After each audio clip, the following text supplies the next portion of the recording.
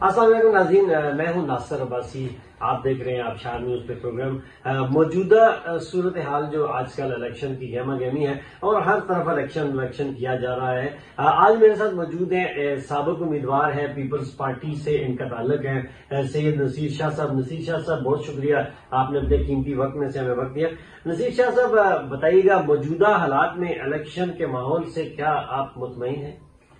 جی، میں اس وقت موجودہ جو حالات چل رہے ہیں اس سے میں بالکل بھی مطمئن نہیں ہوں، کیونکہ جو گہما گہمی ہونی چاہیے وہ نہیں ہے۔ لیکن میری گزارش ہے عوام کے ساتھ، خواتین کے ساتھ، بڑے بوڑھوں کے ساتھ، اور خاص جو ہمارے پاس سرمایہ ہے، ہماری نوجوان نسل ہے، کہ وہ اس میں بڑھ چڑھ کا حصہ لیں، گھر سے باہر نکلیں اور اس چیز کا پاکستان کے جو موجودہ حالات ہیں ان کو مد نظر رکھتے ہوئے وہ فوری طور پہ اس کا فیصلہ کریں اور حق سچ کا ساتھ دیں اور گرمجوشی پیدا کریں۔ نصیر شاہ صاحب یہ بتائیے گا کہ اس وقت جو پارٹیز ہیں ان کا مینیفیسٹو تو پہلے سے سابقہ مختلف پارٹیز کا چلتا آ رہا ہے، لیکن موجودہ حالات کے مطابق کوئی مینیفیسٹو، کوئی منشور ابھی تک کسی پارٹی نے کوئی خاص دیا نہیں ہے۔ اس حوالے سے آپ کیا کہیں گے؟ جی بالکل بھی نہیں، بالکل بھی نہیں۔ کسی پارٹی کے پاس ابھی تک، جتنی بھی پارٹیز ہیں ہماری قومی دائرے میں، کوئی بھی پارٹی ایک بہترین مینیفیسٹو دینے میں ناکام رہی ہے۔ وہ ریئیکشنری پالیٹکس چل رہی ہے، سوال و جواب ہو رہے ہیں اور کوئی لاڈلا پان اور غیر سنجیدہ، اور جب عوام جو ہے وہ مہنگائی کی چکی میں پیس رہی ہو، ان کے مسائل کی بات نہ ہو، اس کے سلوشن کی بات نہ ہو، اور اس طرح کی چیزیں جب وہ دیکھتے ہیں ہمارے سیاستدانوں میں تو وہ مایوس ہوتے ہیں، اسے مایوسی پھیلتی ہے کہ ہماری تو کوئی بات ہی نہیں کر رہا۔ بڑی زبردست بات انہوں نے کی ہے کہ تمام پارٹیز کو ابھی مینیفیسٹو دینا چاہیے اور تاکہ لوگوں کو اس کو چوز کرنے میں آسانی ہو۔ بتائیے گا، ہزارہ ڈویژن کو درپیش جو مسائل ہیں ان کا حل آپ کی نظر میں کیا ہے؟ جی میری نظر میں یہ ہے کہ اب یہ مسائل ہم نے ہی اٹھانے ہیں، ہزارے کی لیڈرشپ جو ہے انہوں نے اٹھانے ہیں، اپنی اپنی پارٹیز میں اٹھانے ہیں، اور میں سمجھتا ہوں کہ وسائل کے حساب سے ہزارہ ڈویژن جو ہے وہ اس میں بہت محرومی کا شکار ہے ہماری عوام۔ میں جس تحصیل سے تعلق رکھتا ہوں، تحصیل لورا، وہاں پہ جو بچوں کی تعلیم کے سلسلے میں جب بچے کسی گھر میں پیدا ہوتے ہیں تو وہ یہاں سے موو کر جاتا ہے، موو کر کے یا تو ایبٹ آباد آ جائے گا یا کسی بڑے شہر میں بچوں کو لے کے کرائے کا مکان لے کے وہاں پہ چلا جائے گا ان کی تعلیم کے لیے، ان کے بود و باش کے لیے۔ تو کیوں نہیں ہمارے ان علاقوں میں ابھی تک تعلیم کی وہ فیسلٹیز پرووائڈ کی گئی اور ہمیں صحت کی وہ فیسلٹیز نہیں پرووائڈ کی گئی، اور اس وجہ سے ہم بالکل محروم ہیں، بنیادی انفراسٹرکچر نہیں ہے۔ جس طرح کہ ایک میں مثال دیتا ہوں، لورا تا گھوڑا گلی جو ہمارا روڈ ہے وہ ایک منہ بولتا ثبوت ہے کہ 2008 کا الیکشن ہوا، 5 سال بعد 2013 کا الیکشن ہوا اور 2018 کا الیکشن ہوا۔ 15 سال سے ہم نے ہمارے جو منتخب نمائندے ہیں لیکن وہ مسائل ہمارے جو کے تو ہیں۔ روڈ نہیں بنایا جا سکا، یہ بڑی زبردست بات ہے۔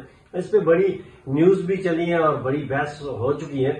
گھوڑا گلی اور لورا کے درمیان جو روڈ ہے اس کو آج تک بنایا نہیں جا سکا۔ جیسے ہی الیکشن قریب آتے ہیں اس پہ تھوڑا بہت کام شروع ہوتا ہے اور پھر اس کے بعد جا کے یہ رک جاتا ہے۔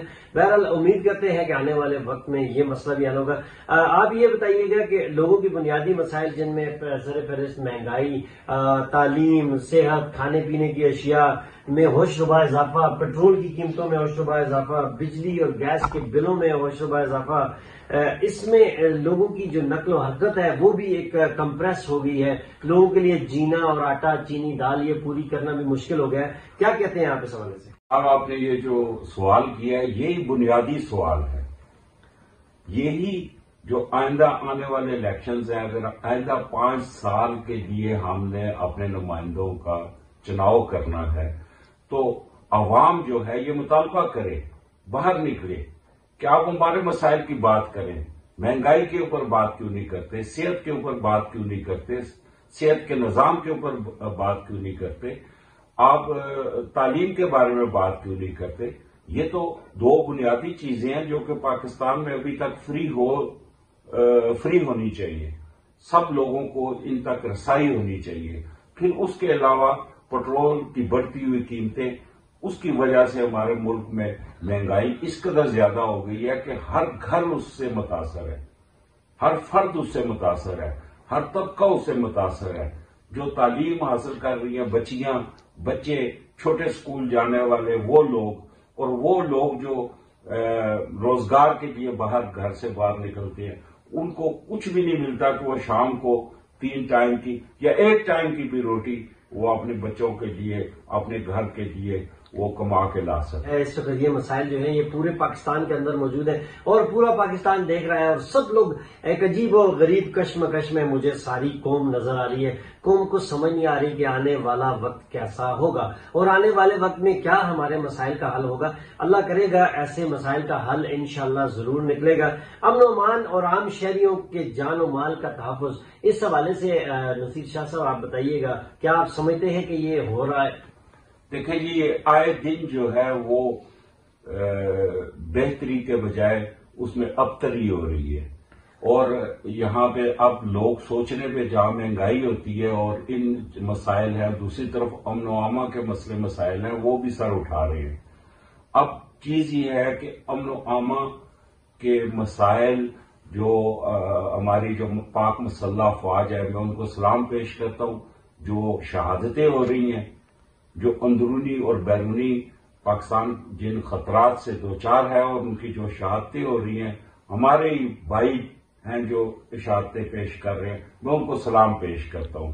اور اس ملک کے دفاع کے لیے، اس ملک کی سالمیت کے لیے، اس ملک یہ بنا ہے ہمارا ہمیشہ رہنے کے لیے، اس کے لیے انتہائی ضروری ہے کہ ہماری جو مسلح افواج ہے وہ مضبوط سے مضبوط تر ہو، اور عوام ان کے ساتھ کھڑی ہو، اور تمام سیاسی لوگ وہ مسلح افواج کا شانہ بشانہ ان کے ساتھ چلیں اور ان کی ضروریات کو پورا کیا جائے۔